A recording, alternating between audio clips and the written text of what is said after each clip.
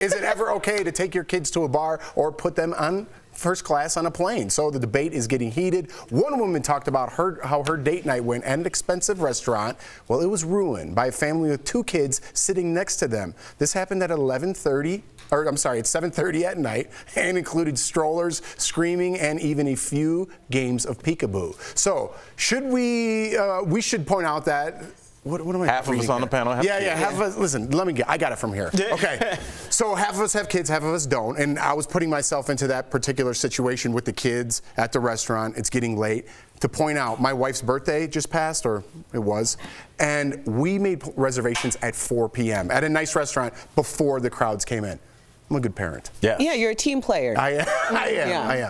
I don't know. I mean, other than things like being on a plane and having my seat kicked for more than a couple minutes, for like an hour or so, I don't really think about kids being in places unless it becomes like an issue.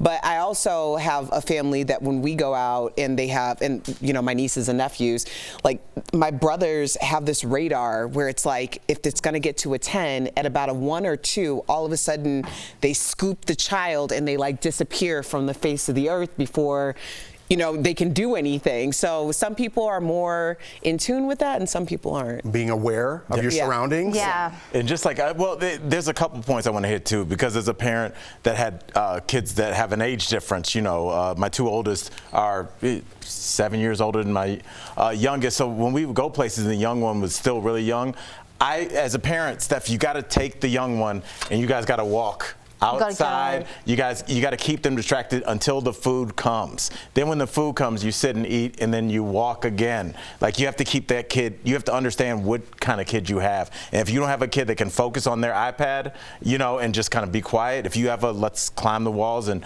touch everything, you got to get that kid out of there. It's affecting everybody's meeting. I'm going to wrap it up for you. Don't bring your kid out at 7:30. No, it's Don't too bring late. your kids to a nice restaurant. What about bars, dive bars, movie theaters? I think it really depends, like you guys have said, on parenting, being mindful of like the time in which you're going to the movie theatre or taking your child out for dinner. Is it normally their bedtime, so on and so forth? But I tell you where kids will not be, at my wedding. No kids at all? No children. Everyone's been notified. No, thank you. No kids. What about a flower girl? What's she going to be, 38? Nope. Wow. All right. No flower girl, no children. What's the age cutoff? 16. Oh. Yeah. All right. Yeah, I want everyone to like enjoy themselves, not be worrying about I've got to put my children to bed. How do they need checking on? I want them to like, you know what? And all the parents have, apart from literally one person, which was my sister, and she was like, "He's your nephew," and I was like, "And you're my sister, and I love you so much, and you're my maid of honor, and like you are going to be absolutely fabulous. But I want you to be like, focused on the day and not worrying about like, oh, is he crying? Do I have to like go help him? Like what? Enjoy yourself." Enjoy yourself. And everyone else, every other parent was like, thank you so much. I was like, no worries, I got you. I get it. It's your day. I don't blame you for wanting what you want. Yeah, but I don't know.